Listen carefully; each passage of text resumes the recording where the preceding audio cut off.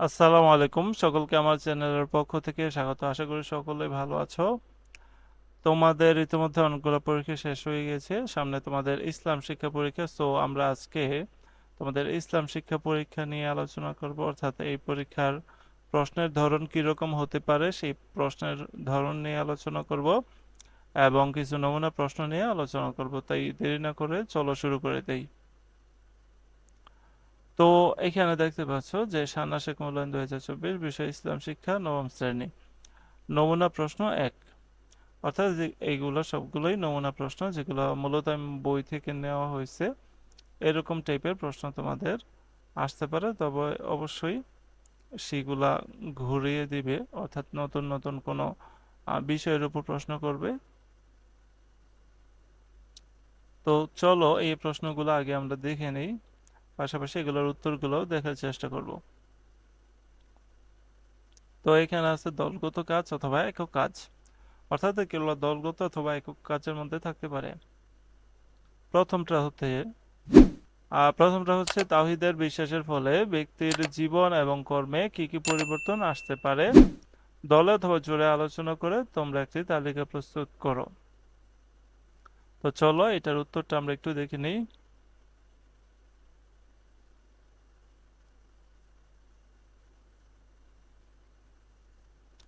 তো দেখতে পাচ্ছ এই যে এখানে উত্তরটি, যে তাওহীদে বিশ্বাসের ফলে ব্যক্তির জীবন ও কর্মে কি কি পরিবর্তন আসতে পারে। তো এখানে লেখা হয়েছে, এখানে একটা নমুনা উত্তর রয়েছে, যেটা হচ্ছে মূলত গাইড থেকে এখানে দেখানো হয়েছে। তো এইখানে লেখা হয়েছে যেসব পরিবর্তন আসতে পারে। এখানে 1 নম্বরে রয়েছে যে তাওহীদে বিশ্বাসী মানুষ শিরক কুফর বর্জন করে সৎ মানুষে পরিণত হয়। তাওহীদে বিশ্বাসের ফলে মানুষ পরকালের ভয় করে এবং নেক আমল করতে থাকে। তাওহীদে বিশ্বাসের ফলে মানুষ পরকালে আল্লাহর সামনে দাঁড়িয়ে জবাবদিহিতার ভয়ে সকল পাপাচার বর্জন করে।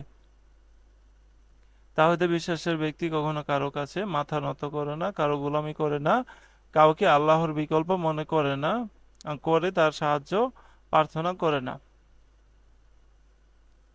তো এরকম ভাবে এখানে অনেকগুলোই দেওয়া আছে, তোমরা এখান থেকে যতগুলো পারো অবশ্যই মুখস্থ করে নিবে। তো চলো আমরা পরের প্রশ্নটাই দেখে নেই। পরেরটা হচ্ছে যেসব বিশ্বাস এবং কাজের মাধ্যমে আমরা তাওহীদ মজবুত করব। তো এটার উত্তরটা যদি দেখি,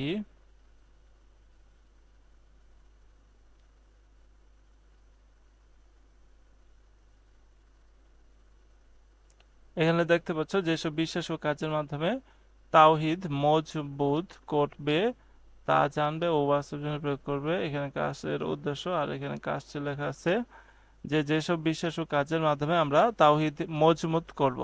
তো বিশ্বাসসমূহ এখানে লেখা হয়েছে যে তাওহীদে বাণী প্রচারক সকল নবী রাসূল আল্লাহর পক্ষ থেকে প্রেরিত হয়েছিল, এটা হচ্ছে একটা বিশ্বাস। আর এর কাজ কি হতে পারে, অর্থাৎ এই বিশ্বাসের আলোকে এইখানে কাজটা লেখা হয়েছে। তো দেখতে পাচ্ছ যে নবী রাসূলগণ ছিলেন উন্নত চরিত্রের অধিকারী, তাদের অনুসরণ করে আমিও উন্নত চরিত্রের অধিকারী হব।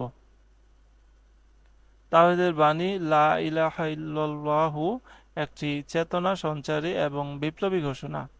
তাওহীদের বাণীর ধ্বনির ফলে আমি হক ও বাতিলের ফয়সালা পাই এবং এক অপরিমেয় শক্তি ও সাহসের অধিকার হব।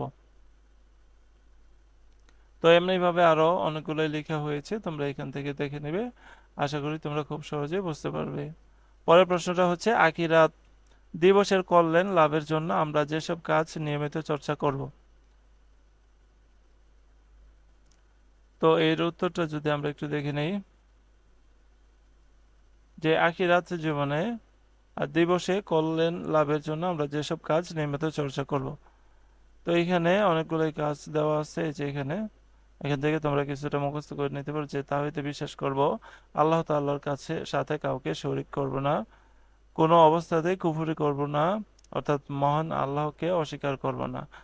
নিয়মিত ইবাদত, আল্লাহর ইবাদত করব, আল্লাহ ও তার রাসূল সাল্লাল্লাহু আলাইহি সাল্লামের আনুগত্য করব, আল্লাহর সকল বিধিবিধান মেনে চলব, কখনো আল্লাহর অবাধ্য হব না, আল্লাহর নিয়ামত অস্বীকার করব না। তো এরকম ভাবে এইগুলো লেখা হয়েছে, তোমরা এখান থেকে অবশ্যই মুখস্থ করে নেবে।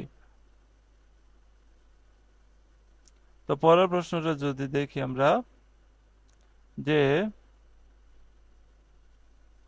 আল্লাহ তাআলার নির্দেশ মেনে চলি, কুফর থেকে নিজেকে দূরে রাখি, এই শিরোনামে যে উল্লেখিত শিরোনামের আলোকে, অর্থাৎ এই যে এই শিরোনামে তোমরা কুফর থেকে নিজেকে দূরে রাখার কৌশল বর্ণনা করে 200 শব্দের মধ্যে একটি প্রতিবেদন তৈরি করো।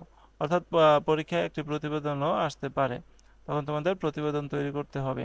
তবে এখানে শিরোনামের কথাটা বলে বলে দেওয়া আছে যে আল্লাহ তাআলার নির্দেশ মেনে চলি, কুফর থেকে নিজেকে দূরে রাখি।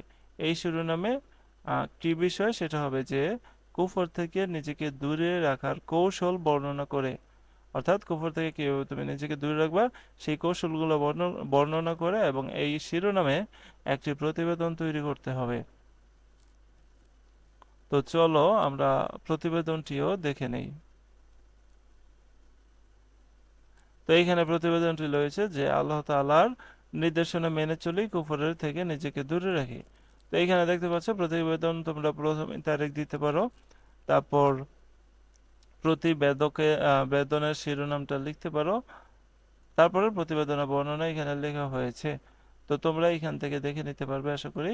তো আমি এটা আর পড়াচ্ছি না, আশা করি তোমরা এখান থেকে দেখে কিভাবে প্রতিবেদন লিখতে হয় সেই বিষয়টা ধারণা নেবে এবং এখান থেকে ভালো করে একটু পড়ে নিবে।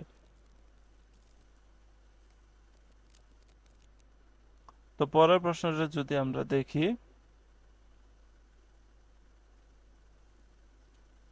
6 নম্বর প্রশ্নটা হচ্ছে মুনাফিক আমাদের সমাজে শান্তি ও স্থিতিশীলতা নষ্ট করে। যে এই শিরোনামে উল্লেখিত শিরোনামের আলোকে তোমরা দলে আলোচনা করে উপস্থাপন করো, অর্থাৎ এগুলা দলের মধ্যে আলোচনা করে তোমরা উপস্থাপন করবে। তো চলো এটা আমরা একটু দেখে নেই। তো এই যে এটার নমুনাত্বটা এখানে রয়েছে যে আহ, দলের মধ্যে আলোচনার ফলে এই যে এই বিষয়গুলো উল্লেখ করা হয়েছে।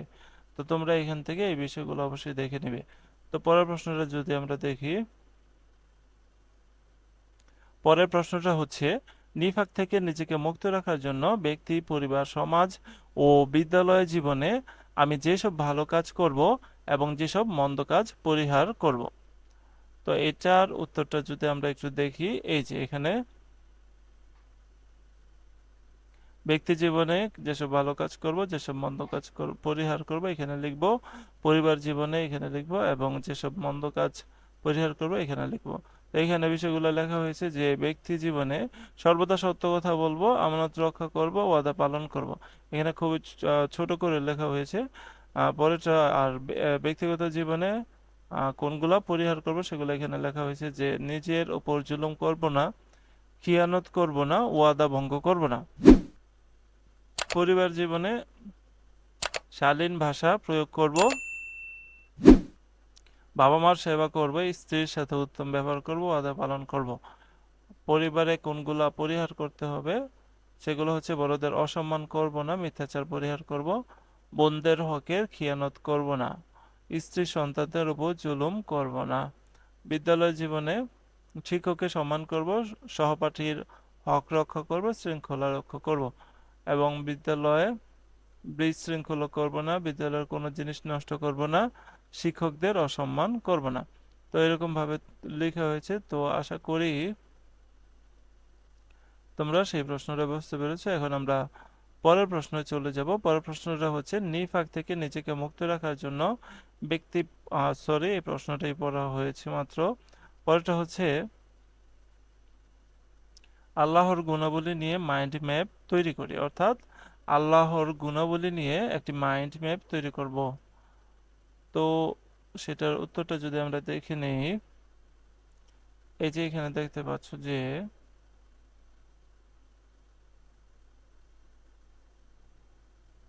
এই যে এরকম ভাবে আল্লাহর গুণাবলীর বিষয়ে সবার বন্ধুদের দেওয়া বিভিন্ন তথ্য নিচে একটি মাইন্ড ম্যাপ তৈরি করা হলো। অর্থাৎ মাইন্ড ম্যাপ যদি পরীক্ষা আসে, এরকম ভাবে একটা মাইন্ড ম্যাপ তৈরি করে দিতে পারি যে আল্লাহর গুণাবলী, আল্লাহ ক্ষমাশীল, আল্লাহ পবিত্র, আল্লাহ তওবা কবুলকারী, আল্লাহ পরম দয়ালু, এরকম ভাবে আল্লাহর কয়েকটা গুণাবলীর নাম লিখে এরকম ভাবে আমরা সাজিয়ে দিতে পারি। তো চলো পরের প্রশ্নটি একটু দেখে নেই। পরের প্রশ্ন হচ্ছে কুফর নিয়ে একটি মাইন্ড ম্যাপ তৈরি করো। অর্থাৎ এখানে কুফর নিয়ে একটি মাইন্ড ম্যাপ তৈরি করার কথা বলা হয়েছে। তো কুফর সম্পর্কে যদি একটু নিচে আসি তাহলে এই যে কুফর সম্পর্কে এখানে লেখা হয়েছে যে হজ অস্বীকার করা, আল্লাহর অবাধ্য হওয়া, আল্লাহকে অবিশ্বাস করা, অর্থাৎ কুফরের বিষয়গুলা এরকম আকারে যদি সাজিয়ে লেখে সেটাই হয়ে যাবে একটি মাইন্ড ম্যাপ।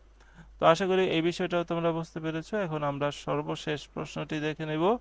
সর্বশেষ প্রশ্নটি হচ্ছে মুনাফিকদের চারিত্রিক বৈশিষ্ট্য নিয়ে একটি অ্যাসাইনমেন্ট তৈরি করো। তো মুনাফিকদের চারিত্রিক বৈশিষ্ট্য নিয়ে একটা অ্যাসাইনমেন্ট তৈরি করতে হবে।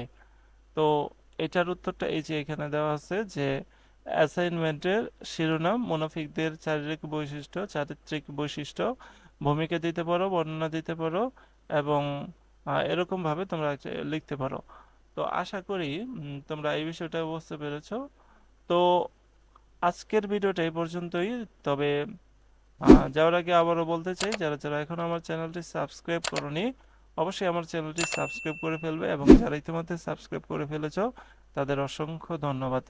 আসসালামু আলাইকুম।